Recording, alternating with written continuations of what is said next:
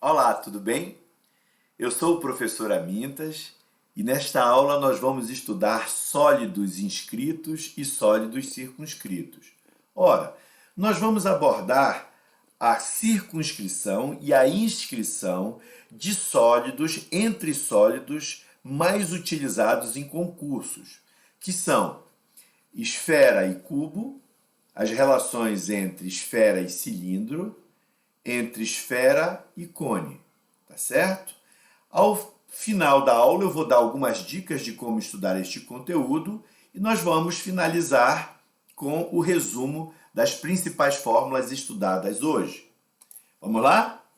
Então, nós podemos dizer que um sólido está inscrito em outro quando ele está dentro do sólido, do outro sólido. Por exemplo, essa pirâmide está inscrita, isto é, está dentro do cilindro. E o cilindro, ele está circunscrito, significa dizer o que circunscrito? Está englobando a pirâmide, tá certo? Vamos lá. Geralmente, essas relações de inscrição e circunscrição de sólidos se dão entre algum sólido e uma esfera, tá? São as que mais caem em concurso. Nós vamos analisar os principais casos. Aqui nós temos alguns exemplos. Por exemplo, uma esfera inscrita em um cubo. Significa que a esfera está dentro do cubo. E aqui eu tenho um cubo circunscrevendo a esfera. Grava esses termos. Aqui a esfera está inscrita, está dentro do cilindro. Logo, o cilindro está circunscrito na esfera. Aqui a esfera está inscrita em um cone. Logo, o cone está circunscrevendo ou está circunscrito na esfera. Vamos ver a relação entre esferas e cubos. Primeiro, a esfera inscrita no cubo, isto é, a esfera dentro do cubo. Observe a figura, eu vou dar um corte aqui, ó, longitudinal. Então aqui esse sólido em 3 dimensões, quando eu dei o corte, me deu um plano. E nesse plano eu observo que a aresta do cubo é exatamente o lado desse quadrado, quando ficou o corte em 2 dimensões. E que o raio da esfera é exatamente o que? A metade da aresta do cubo, que é igual ao lado do quadrado. Portanto, a gente deduz que o raio da esfera é o lado do quadrado ou a aresta do cubo dividido por 2. Agora, a relação entre esfera circunscrita, isto é, englobando um cubo. Ele está englobando o cubo. Eu vou passar um corte longitudinal coincidindo com um plano, vai ser um plano passando na diagonal da base superior e inferior desse cubo. Observe como é que vai ficar, ó. O corte é exatamente esse. É o que está em negrito aqui, ó. Tá? E quem que eu vou estudar? São essas relações aqui. Eu sei que a diagonal de um quadrado é a raiz de 2. E eu vou deduzir aqui para vocês, através de teorema de Pitágoras, mas a diagonal de um cubo é a raiz de 3. Então, veja bem, eu sei que aqui eu tenho a aresta do cubo, que coincide com o lado desse quadrado, do corte. Eu sei que a diagonal do cubo é a raiz do quadrado é a raiz de 2. E eu sei que o diâmetro da esfera é 2r. Então, aqui eu tenho o teorema de Pitágoras, através de quem? Envolvendo a diagonal do cubo. Como é que eu vou chegar ao valor dessa diagonal? Ora, a hipotenusa, aqui, ó, que é a diagonal elevada ao quadrado, é igual à soma do quadrado daqui, ó, dos seus catetos, que é a raiz de 2 e a ao quadrado mais a raiz de 2 elevado ao quadrado. Diagonal do cubo elevado ao quadrado será ao quadrado mais a ao quadrado vezes raiz de 2 vezes raiz de 2 é 2.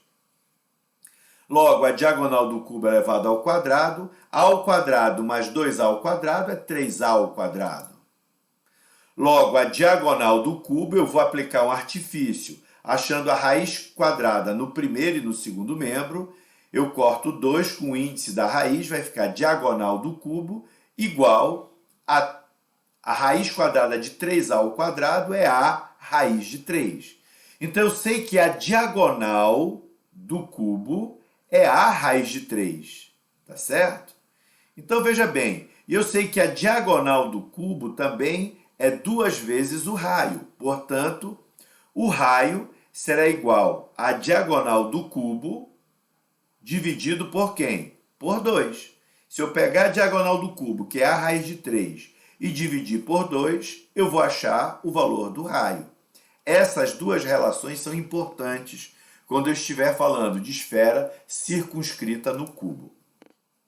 Agora, quando a esfera estiver inscrita no cilindro, quer dizer, dentro do cilindro.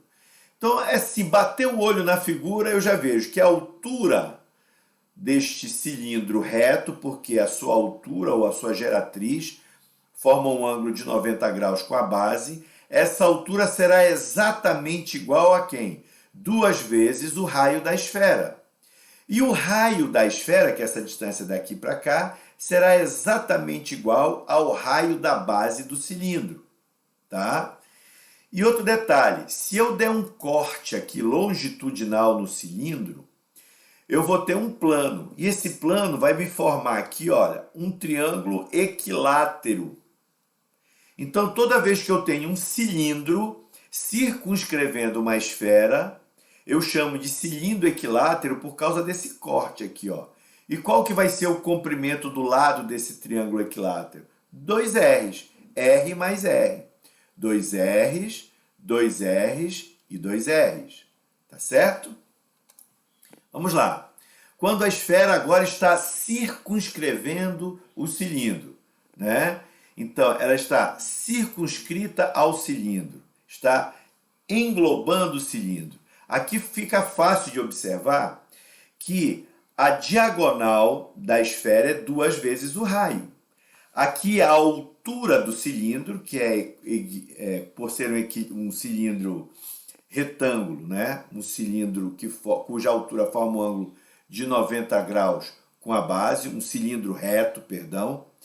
Eu tenho esse cateto. E aqui a diagonal, tá vendo aqui? Da circunferência ou do círculo da base é 2 vezes Rzinho. Então, aplicando o teorema de Pitágoras, eu vou ter, ó, a hipotenusa ao quadrado, que é 2R ao quadrado, será igual um dos catetos ao quadrado, que é H ao quadrado, mais o outro cateto, é 2Rzinho ao quadrado. Então, é essa fórmula que eu tenho que lembrar quando a esfera estiver circunscrita ao cilindro. E quando a esfera estiver inscrita no cone, dentro de um cone, observa, aqui eu tenho a geratriz do cone, que é a distância do vértice do cone até aqui a base, seguindo a lateral do cone. A esfera está dentro do cone, olha, ela está inscrita no cone. A altura, por ser um cone reto, forma um ângulo de 90 graus com a base. Eu tenho aqui o raio da esfera, tá? Ela toca aqui no fundo, na base do cone, e tem o Rzinho, que é o raio da base do cone.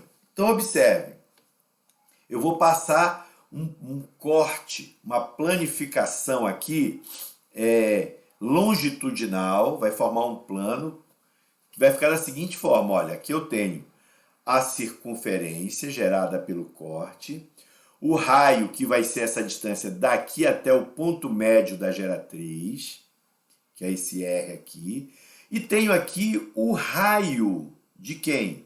Da base do cone. Observe, aqui eu tenho o ângulo A, que é o mesmo, desse triângulo menor e esse triângulo maior, eu tenho o mesmo ângulo A. Ora, aqui eu tenho um ângulo de 90 graus no ângulo menor e tenho um ângulo de 90 graus no triângulo maior, perdão, no triângulo menor e no triângulo maior. Então, olha a relação.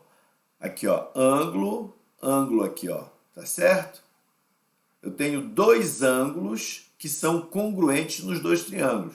Ora, como a soma dos ângulos de um triângulo qualquer é 180 graus, eu já deduzo que aqui eu tenho uma semelhança de triângulos. Olha os triângulos aqui, olha. Esse menor é exatamente esse aqui e esse maior é esse aqui. Qual que é essa distância daqui para cá? Vai ser exatamente a altura do cone menos o raio da esfera. A altura menos o raio da esfera. Essa distância daqui para cá é o Rzão. E a distância daqui para cá é o Rzinho. E a distância de A até B é quem? Aqui, ó. É a geratriz.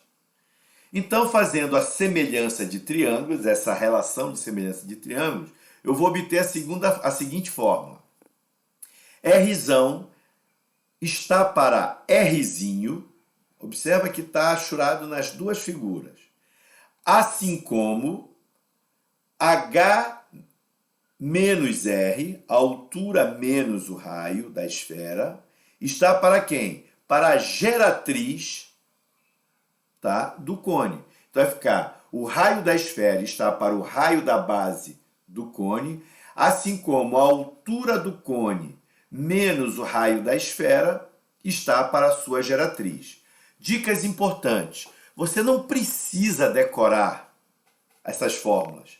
Eu costumo falar que basta você utilizar o método BIC. Qual que é o método BIC? Compra uma caneta BIC e sai desenhando, sai fazendo rascunho para que você tenha uma visão da figura. Isso vai facilitar muito, mas muito, o seu raciocínio na hora que você fizer uma prova ou na hora do vestibular, tá certo? Resumo das fórmulas estudadas hoje. A relação entre esfera inscrita no cubo.